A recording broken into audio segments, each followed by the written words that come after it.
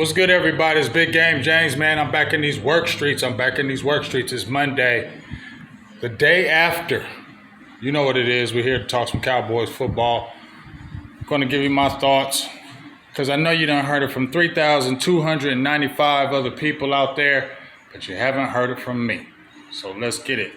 I ain't going to even be talking all the breakdown. I'm just going to talk about the pulse of the team because I already knew this was going to happen. See, I don't know if you've been following my channel or anything like that, but after the end of the season, after the end of last season when they got that shell-lacking in Green Bay, I had already said that this next year, if you didn't extend Mike McCarthy, this was going to be a lame duck season.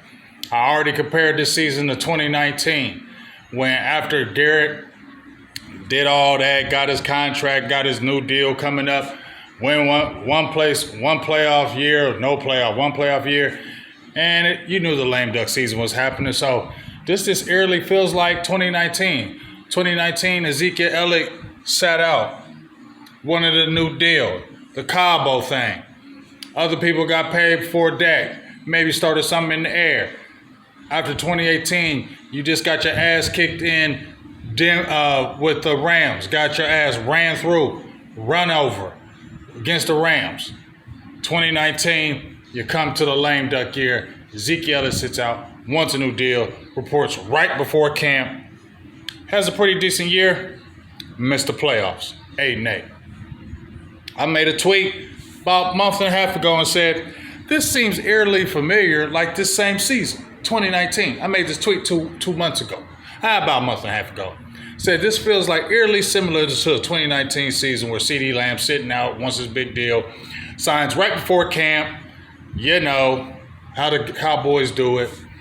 And they had talent. But guess what? They had talent from 2018. But guess what? All that stuff in the air just threw everything off, and it was just a bunch of records, bunch of numbers, but not nothing of substance of winning. So let's just jump to it. 3 weeks in, Cowboys beat the Browns. Fool's gold. Because we've seen it time and time again that the Cowboys beat these bad teams. Beat these teams that are not good, and they beat up on them so bad, you think the Cowboys are here. But they're really not. They're playing the competition. They're playing who's in front of them, but they're playing a team that's not good. So they're whooping a good bad team because they are a good team. They're not a great team. Some people out there say they're a great team. Dallas ain't no great team. We're a great team? You got too many holes to be a great team. But you can beat those teams that are not good. You can beat average teams, maybe. Depends. The top teams, you ain't beating them teams. And this is why. Because Dallas are not people that make things happen. Dallas is a team that wait for things to happen. I could go over so many things, but I'm not because it'll take up the whole video. But just going into this year, you needed a running back. You had to spend no money. You could have drafted one. There were plenty. The last 2 years, you could have got one. You ain't got Deuce Vaughn. Why? Deuce Vaughn was never going to do nothing to this team. You got him in the 6th round. There was backs you could have got before him that would have been helpful with this team right now. This year, another great crop of backs that you could have chose from. You could have made it happen. We understand you need offensive linemen, so I ain't mad at Guyton and BB. I ain't mad at that. But you could have had defensive tackle early in the draft, running back, receiver, you could have did that, right? But no, you ain't got Zeke. You cut him, went over to New England. I don't care what everybody told me he did all New England's run thing was bad. No, Ezekiel Elliott is not the guy any longer. So you went over there and got Ezekiel Elliott, and then when you got Ezekiel Elliott, everybody in Cowboys Nation doing the dance. We got Zeke back. No. That's going backwards. That's bringing something back that's gone and old, and you should just remove yourself and stay away from it. But you cut it and you brought it back. That's the bad thing right there. Can't let go. Then once you got Ezekiel Elliott, we don't need a running back now. We got Rico Dowdle, we got Deuce Vaughn, and we got Royce Freeman, and we got Ezekiel Elliott. We're good. So we don't need to look in the draft because we got Ezekiel Elliott back. Everybody doing cartwheels, backflips because you got Ezekiel Elliott back. No. That's a mistake right there. Then we knew you were going to sign CD. You could have taken care of it. We knew the money, but you could have got it done earlier. I don't care about the cost. The cost was going to be what the cost was going to be. It was going to be a lot of money regardless how you spent it for Dak, CD, or any of these other players. Any of these top upper echelon players, you're going to pay a lot of money. So it ain't about the money. It's about getting them signed and getting them out the way so you can take care of other things. But, Dallas don't do that because Dallas ain't jumping in free agency. We always hear from front office, you don't win the Super Bowl in the offseason. You may not win the Super Bowl in the offseason, but it damn sure helps you get to that Super Bowl in the offseason when you make some good, shrewd moves for free agency. You don't have to sign a boatload of free agents and go crazy with the price, but you can strategically get those ones that are still on the higher end, guys that can help you right now, can maybe take you over the hump. You might have to pay for one of those guys, but it could be well worth it. It's a gamble because you're gambling in the draft. You're gambling on those rookies, right? I like Kalen Carson. He battled back, but he was getting his ass kicked early. He got his ass kicked these 3 weeks. He was getting his ass kicked, but he bounced back. I like he's a fighter. But you're putting all that pressure on that rookie, and look what's happening. He's getting exposed because he's a rookie. He never seen this. Isn't that a gamble? You're putting all that faith in a rookie who's never seen the NFL, who's never seen anything about it, and you're starting them, and you're putting all your marbles and all that pressure on them rookies because you don't want to do anything in free agency. And you just want to think that your guys that you have are the top guys. Really, they're not top guys. Now, Dak is, CD is, we'll talk about him and Mike is. They have the talent. They always play to it, though. But that's what I'm saying. You put all this stuff on these rookies, and then if the rookie is not good, Mozzie, now what? Okay, so that's the thing right there. So that Cleveland game, fools go. Because I said in that Cleveland game, that was great. That was great that they won. I like the way the defense played. It looked like, Grandpa Zimmer was he's having it together.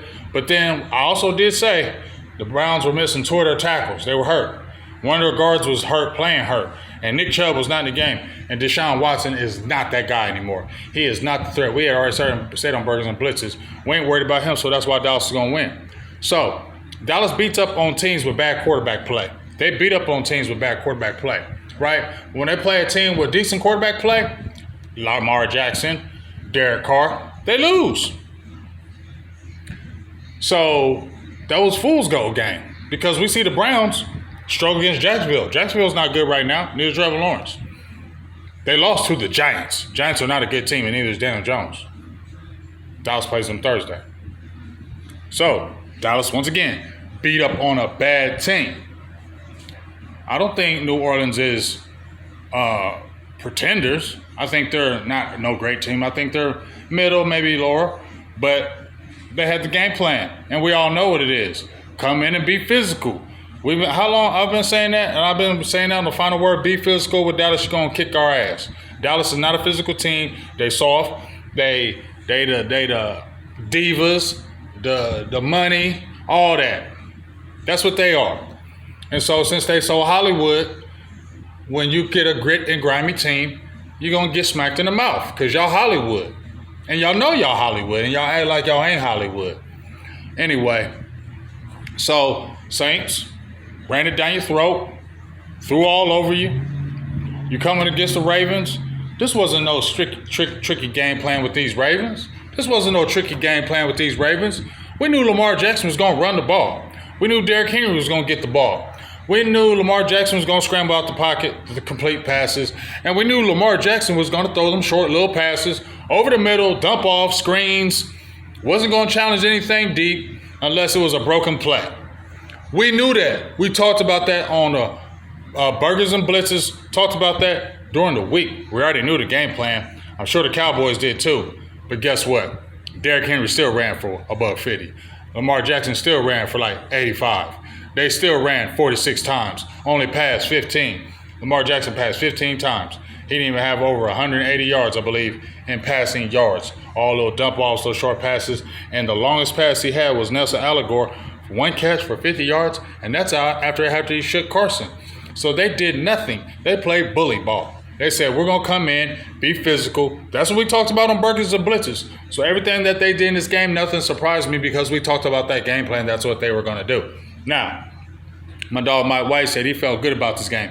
I did not. I did not feel good about this game because of those reasons of physicality, and Dallas is not a physical team. So if Dallas ain't a physical team, and you're going against a physical team, who's going to win? Dallas talks in that media like they the physical team. You know what I mean? Dallas talks about they physical, but talking about it and being about it are two different things. So nobody's really listening to that. So, so many things you can go over, but I just want to give a shout out to Dak for battling and being the ultimate professional that he is. People talk trash about him, but that man knows how to talk in the media. He really just knows how to. He might be pissed off at you, he might be mad at you, but he always errs on the air of positivity and tries to give positivity all the way around. And I appreciate about them, because if they didn't have Dak as the quarterback and the leader, this shit would be falling apart right now. For real. Because if you're relying on your leaders as CeeDee Lamb, the Michael Parsons, the Marcus Lawrence, those guys, no. Dak is the true leader of this team. Where's the other leadership? Who's the leaders on this defense? Yeah, we saw the back and forth with DeMarcus Lawrence and Michael Parsons. But I'm going to say this about Michael Parsons. He's visibly frustrated, and I feel like he still needs to be a leader. He mopes, he pouts. I don't like that. Him and CeeDee Lamb do that. But one thing I like about him, I seen that interview, and he just looked really frustrated. He just looked really mad. You hear them playing, oh, we were playing hero ball. How long has Dallas been playing hero ball? How many times have we heard that Dallas does not stay with gap integrity, does not stay setting the edge, always wants to try to make the big play? How long have we heard about this on this defense with Rod Marinelli, Mike Nolan, Dan Quinn? It's been going on for years, so let's not act like this is something new. That speaks to the leadership in this building or on this team, particularly on the defense. Where's the defensive leaders? I don't see them. DeMarcus Lawrence, I told you, ain't no defense. He might be a leader in the way he plays because he busts his ass. But you know what? Like I said, D-Law ain't getting no sacks. Everybody wants to say he ain't getting no sacks though. You know what I mean? And the thing with D-Law is he does bust his ass. But that stuff he talking about, we playing little league football, whatever, dog. I ain't listening to no D-Law because he just be talking and whatever. I just feel like with this team, it's just too much talk. Y'all talk too much. Micah, you talk too much on your podcast. You can have your podcast, it's cool, but y'all just talk too much. Y'all talk too much in the media. You run your mouths too much in the media, talking about how y'all this and how y'all that and what y'all go. No, y'all are just a regular team. You're a 10-win team because of your talent, but that's it. You're not a team that's going far in the playoffs. This is a lame duck season, as I said before. Mike McCarthy, I like you as a coach, but you're outdated, okay? You're outdated. And you're not beating these young guys. The Johnson kid from the Lions, Slovic, these young guys, even McVay, these younger guys have more for you and Grandpa.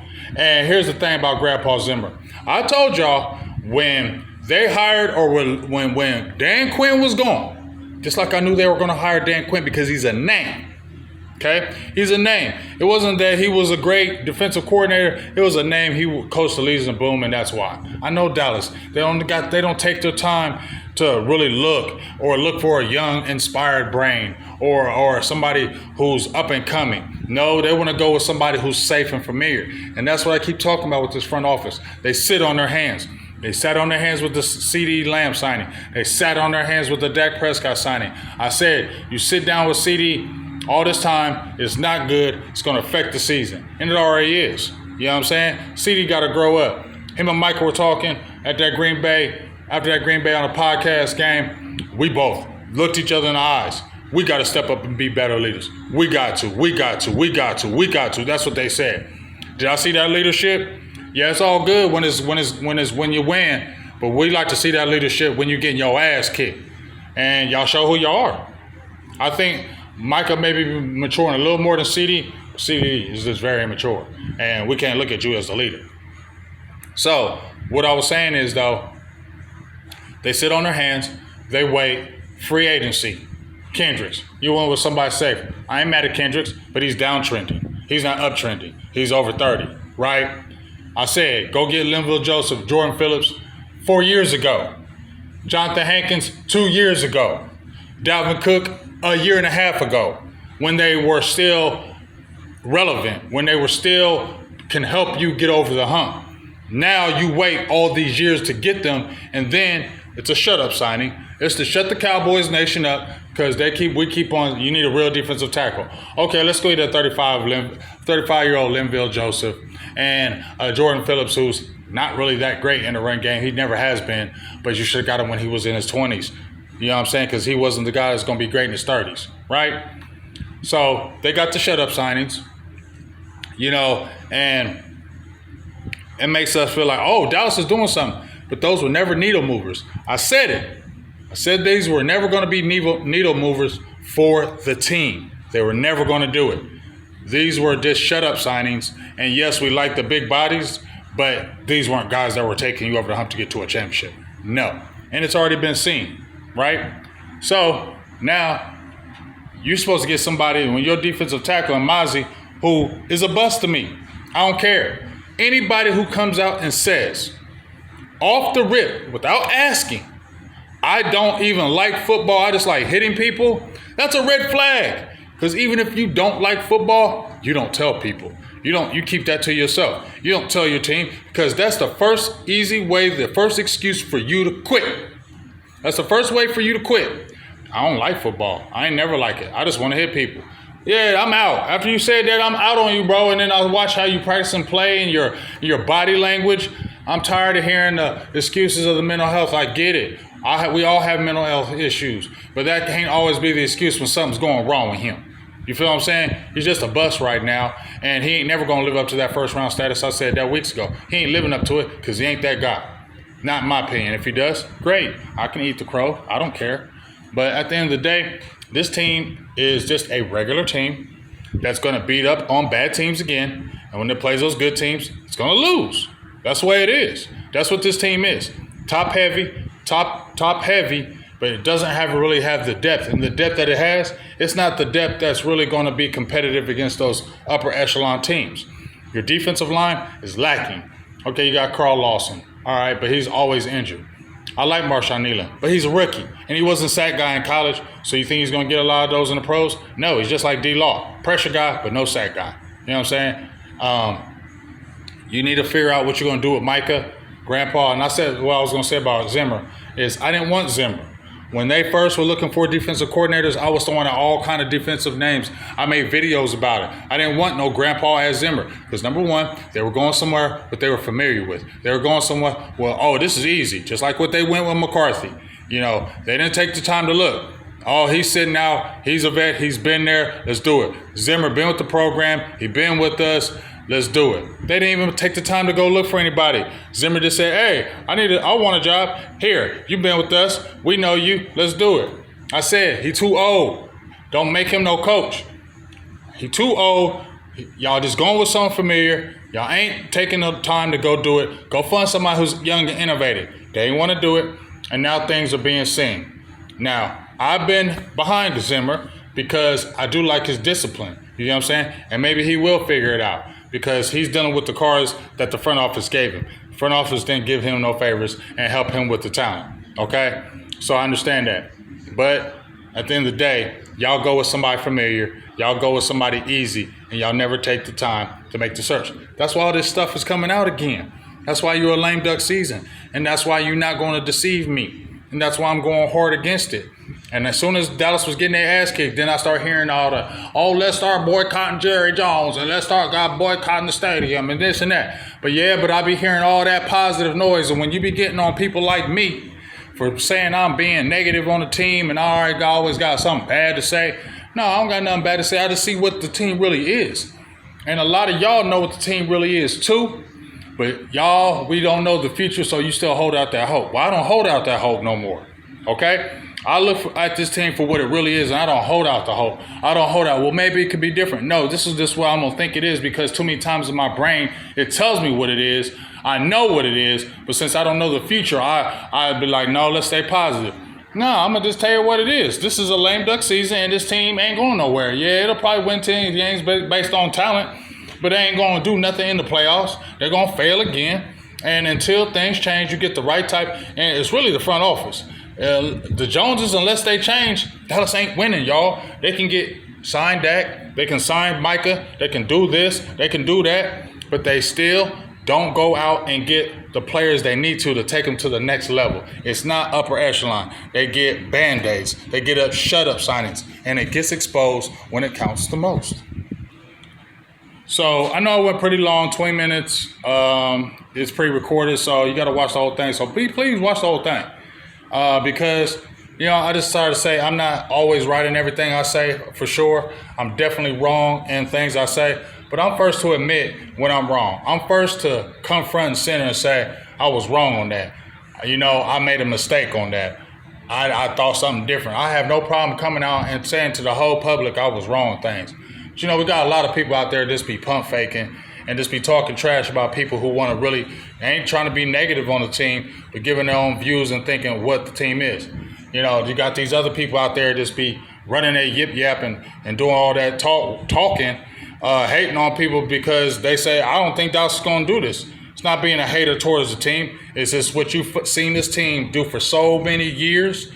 Now you're not believing that Kool-Aid stuff. You're not believing the Fugazi stuff because it's a Band-Aid.